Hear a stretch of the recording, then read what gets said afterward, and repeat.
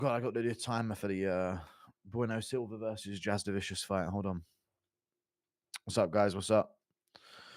Here we go. I'm joking. No, the fights are over, innit? It's over. Adesanya got fucking destroyed, and I miss him already. Anyone else? I'm so sad as he lost. Thank you for the $2 who saved for Capadia. Adesanya, come back. How am I supposed to see you lose if you lose too many times? You know? Come on, man. How am I supposed to see Adesanya lose if he loses too many times in a row? He knows the deal. Lose 2, win 1. This is the game. You see Shara's excuses after the MVP lost? These lot are full of excuses, I tell you. What's Paulo Costa been tweeting? Let me have a little look. Paulo Costa. Okay. What is he posting? What is Paulo Costa posting? What is Paulo Costa posting, man? I'm disappointed in Bryce because he's walking back his claims. Look at Paulo Costa. I'm disappointed, Bryce. I'm disappointed. You created hope and now you threw it away. Disappointed. On Bryce Mitchell saying that he's actually not an. This is what Paulo Costa's replying to him on Twitter. You are dead to me, he tweeted afterwards as well. Keep it in your pants. He's just a bald guy with glasses. I don't know. Oh, this isn't about Bryce. Okay, there you go. Then he's posting John McAfee, never forget what this guy did. And then in the future, I'll be much more considerate when talking about the suffering of all peoples. This is Bryce Mitchell. And Paulo responded, fisherman looking at Bryce's tweet, and it's like a saddened looking, basically, is what he's done. Jesus Christ, Paulo Costa, man. Is it like Paulo could just get away with anything? Even Ariel won't hate him for that, you know? I feel like Paulo has created this sort of persona where he can actually just say anything. You know? He's actually like a superpower that Paulo Costa has.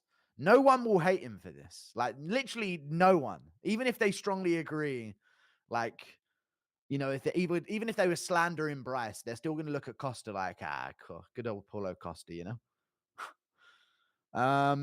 I knew you would miss him. Is he's good for the division? No, I don't really. I don't want to see him lose too many times that I never get to see it happen again. You know? Impression of you saying I only make $271K a year in a squeaky world of t-shirts. Okay, chill out, dude, with a fucking 271K thing. Not even a big Adesanya fan, but isn't it kind of sad to see an era begin to end? Who do you think is next out of the 18 to 23 generation of fighters? Ooh, Usman's going to go on a spiral. You know what? Edwards is going to go on a spiral. Just going to be real. I see it. I smell it in the air. Leon Edwards goes on a spiral. Aljo goes on a spiral, but he's not 18 to 23 era. He's before that, to be honest with you. I don't know who else could go on a spiral. There's a few. We're going to see a lot of retirements this year. For good, you know? What does Kaio even do now? He's on a fight. He's a fight or two away from even being mentioned for the title. Just see what happens in Duplessis Strickland and see what sort of direction the UFC's looking in afterwards. There's no reason for him to, like, jump the gun right now. He's actually not too highly ranked either, so he can't really sit there and call any shots yet, you know? He's number 6 in the division. Adesanya's not going to go below him. Adesanya's probably going to go down to number 4. CHIMAEV stays at 3. Imavov goes up to 2. I swear to God, if they make CHIMAEV number 2 and Imavov goes below him, it'll make 0 sense, but I can just so see him doing it. Not even a big Adesanya, I've already read it. But yeah, he needs one more fight. We'll see what happens. Impression of Trump calling Kenny a crybaby. Kenny Okoye, what a loser, what a crybaby is, what a dweeb. I felt bad for him, though. I didn't even, because I just went over there to, like, roast him, like, haha, friendly competition. and then he was crying. So I kind of, you know, the hate watching doesn't feel the same. I know, dude, it's sad. Please extend your right arm up in the air. No. The switch up pick to Mike Davis, why, Guru? To be fair, it was close a few times to where he could have, you know, he could have made it happen. Like, I honestly think Mike Davis looked a little rusty in round 1. And he sort of warmed up into round 2, but by then he had sort of been put too far behind, especially when he got cut open. But I feel like he could have done it, but, you know, it's all right. I don't think it was too bad of a pick. I should have gone with Ziam, right? I felt like Ziam was the right pick. People clown Pat Barry for being with Rose, but don't mention how Dan Hardy... I don't know how Puelles beat Ziam. You know what I mean? Or, like, nearly beat Ziam. I don't understand that. People clown Pat Barry for being with Rose, but don't mention how Dan Hardy is in his 40s and Veronica Hardy's in her 20s. People forget, man. Yeah, but she was of age in her 20s. It is very different. I know it's like very, very crazy difference, especially when she's a super fan of MMA and he's like a figurehead in the MMA world. But you know, it's not the same as the Pat Barry thing. Come on. Bryce's comments caused Israel to get hit. Okay, cool. Bryce really got the call. I know, dude. Look at the photo Costa just posted. Is it disappointed Hitler? I saw Paulo Costa post that if it was a few minutes ago. Fisherman looking at Bryce's tweet. Pathetic, honestly.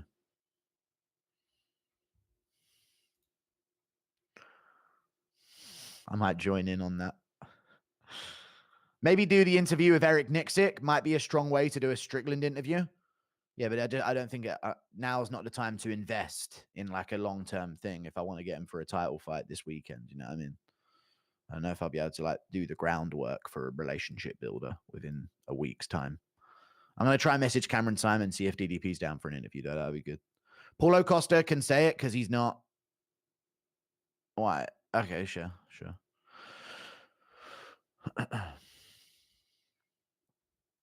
Thank you for the $20, Father Paprika. I'm curious about your process.